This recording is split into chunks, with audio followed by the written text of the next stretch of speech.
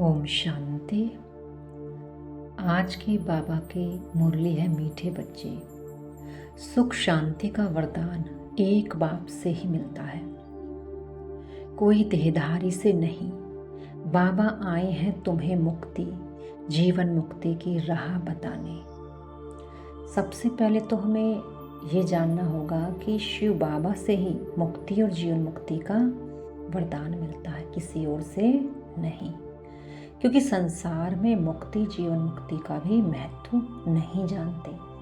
समझते हैं सुख और शांति जीवन में है, परिवार में है, संसार में है तो वरदान मिला हुआ है, स्वर्ग मिल गया है।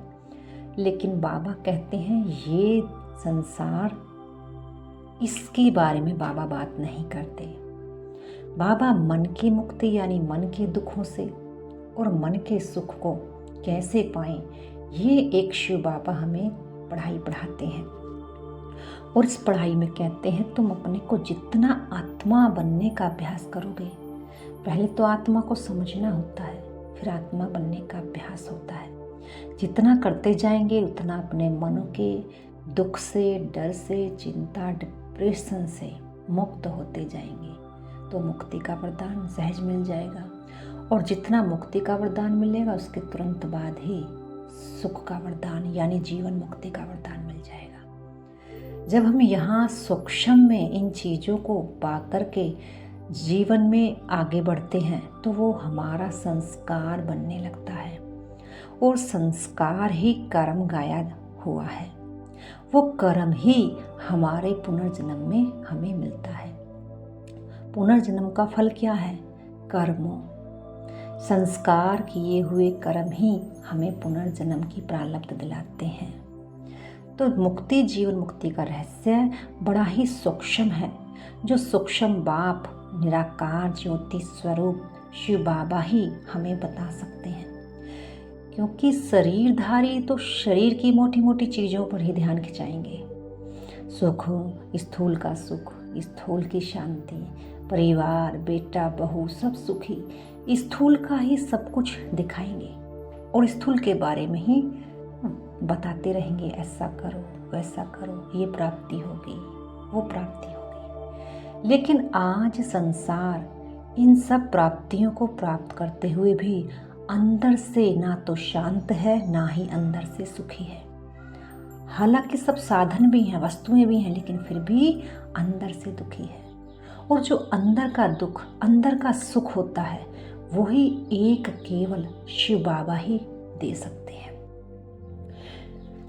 जितना जितना हम बुद्धि को एक शिव बाबा की याद में लगाएंगे उतना उतना ही हम मुक्ति और जीवन मुक्ति की तरफ जाते चले जाएंगे।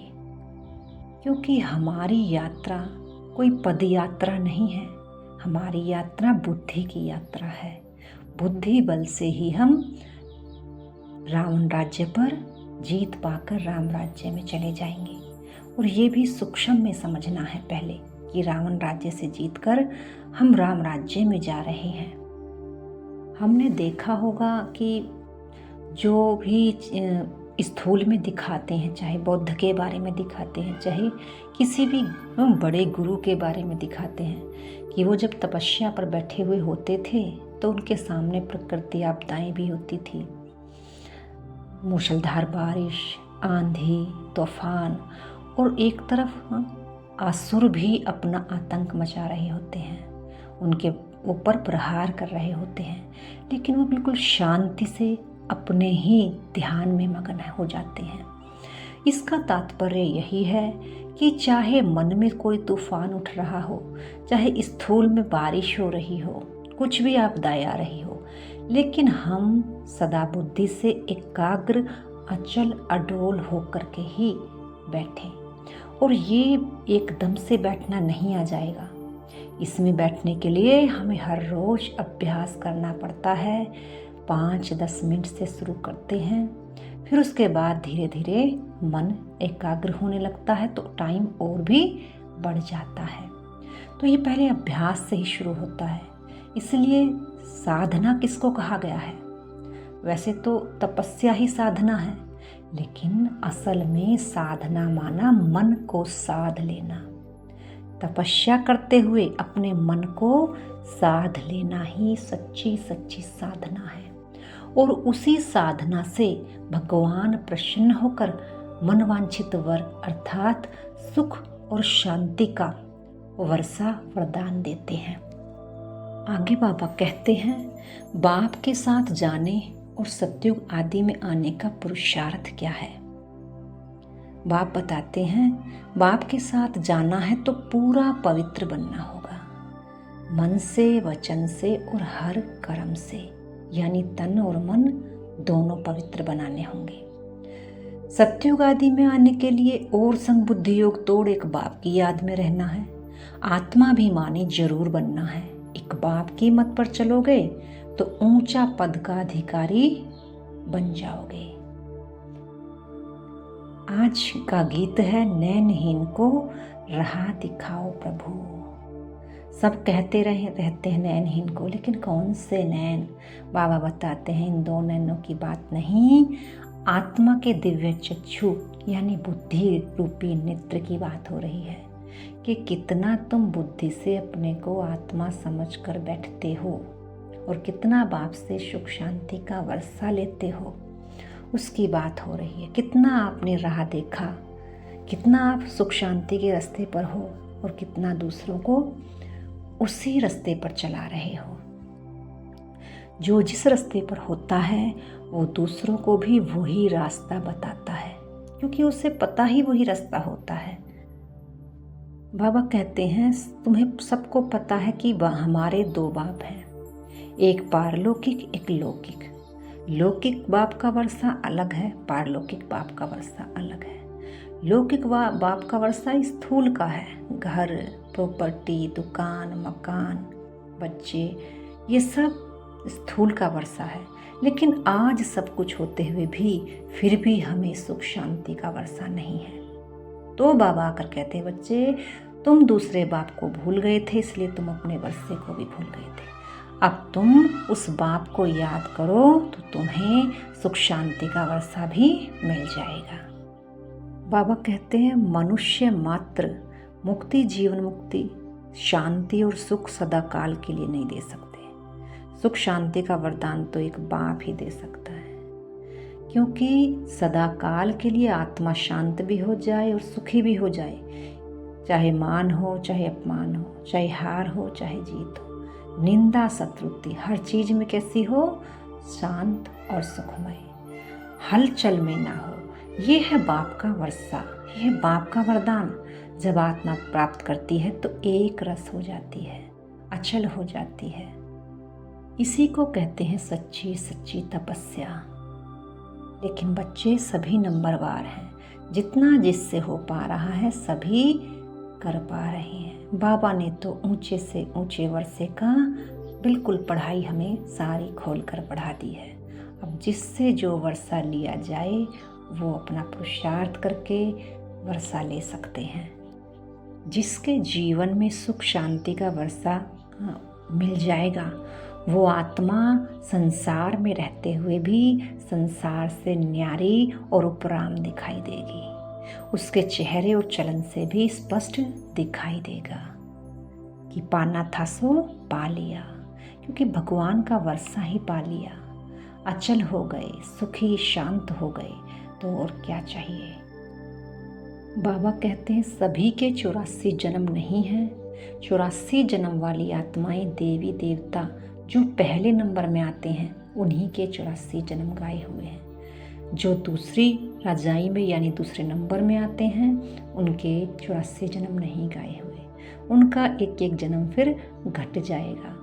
ये भी समझने की बात है। हम सभी कह देते हैं कि मेरे भी 84 जन्म, मेरे भी, लेकिन ये हमारे पुरुषार्थ तय करेगा कि हमारे कितने जन्म हैं, क्योंकि पुरुषार्थ से ही प्रारब्ध मिलेगी। 84 की है, 80 की है या 82 की है, कितने की है, वो हमारा पुरुषार्थ तय करेगा। लेकिन बाबा पढ़ाई सबको एक जैसी पढ़ाते हैं, इसीलिए नंबरवार हो जाते हैं, मेहनत नंबरवार बना देती है। बाबा कहते हैं, मनुष्यों से देवता बनाने के लिए गीता पाठशाला है, जिसे रोज पढ़कर मनुष्यों से देवता बनते हैं। क्योंकि ये कोई सुनने की शिक्षा नहीं है, सुन करके जीवन में लाने की शिक्षा है। और बाबा हमें हर रोज़ वही शिक्षा देते हैं ताकि बच्चों को एक दिन समझ आए और बाबा की इस आज्ञा पर चलकर अपने जीवन को हीरे जैसा बनाए, यानी देवता समान बनाए। हीरे तुल्य कोड़ी तुल्य भी जीवन दुनिया में भी गया हुआ है। कोड़ी तुल्य यानी जो इस संसार में ही लगे हुए हैं और उनके साथ कुछ जाएगा भी नहीं, उनका जीवन जैसे कोड़ी तुल्य हो गया। और हीरे तुल्य जीवन वो बना रहे हैं जो इस संसार में रहते हुए सब कुछ करते हुए भी संसार से उपराम होते जा रहे हैं।